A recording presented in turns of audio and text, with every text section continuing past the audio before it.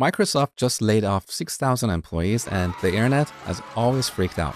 You've probably seen the headlines. AI is replacing all the developers, tech is dead. But before we join the panic, let's take a breath and look at what's actually happening. First, let's get something straight. Tech layoffs like this aren't new. They have been happening for years, long before AI was a buzzword. Let me give you a quick history lesson. In 2014, Microsoft laid off 18,000 people after buying Nokia. In 2015, HP cut 30,000 jobs during a big restructuring. In 2016, Intel let go of 12,000 employees as it moved away from PCs. IBM, Yahoo, and plenty of others have done the same. Companies change direction, they restructure, they cut costs. Layoffs like these are about strategy, not science fiction. Take Intel, for example. When they cut those 12,000 jobs in 2016, they weren't just shrinking. They were moving into new areas, cloud computing and smart devices. And over time, that shift created thousands of new jobs in those growth sectors. That's what a pivot looks like, letting go in one area to reinvest in another. But of course, social media clowns turn it into something bigger than it really is. They didn't waste a second before yelling, AI took their jobs, developers are finished, and it's not just them. Plenty of news outlets do the same. Spin fear into clicks because fear gets attention.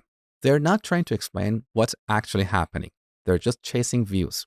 Honestly, it reminds me of the vaccine panic a few years ago. Remember that? For a while, everything was the vaccine's fault. Heart attacks, car crashes, even bad weather. Someone stubbed their toe, must be the vaccine.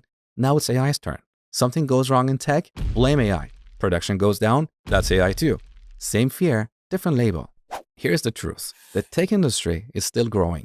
Companies still need engineers, not just people who know how to write code. I'm talking about real engineers, people who can think clearly, write clean, maintainable code, understand how systems behave, and solve real-world problems. With AI in the picture, we're entering a new chapter of software development. We'll be building tools and platforms we can't even imagine today.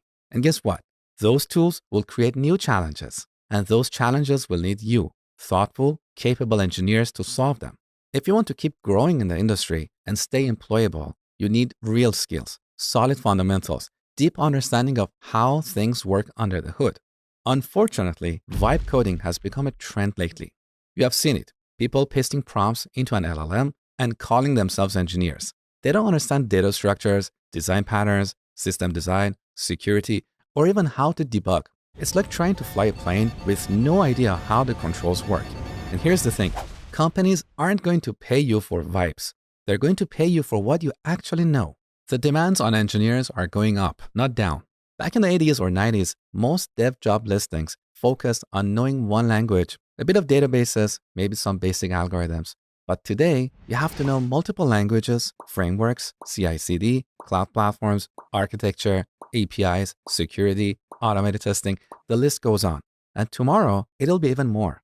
If all we can do is copy-paste code from a chatbot without understanding how it works, you're not just replaceable, you are irrelevant.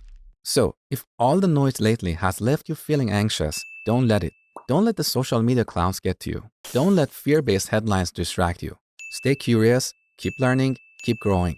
The future doesn't belong to people yelling on the internet. It belongs to the ones who show up, level up, and keep building. If this gave you some clarity, please share it to help others. Now let's get back to work and build something great. I will see you in the next one.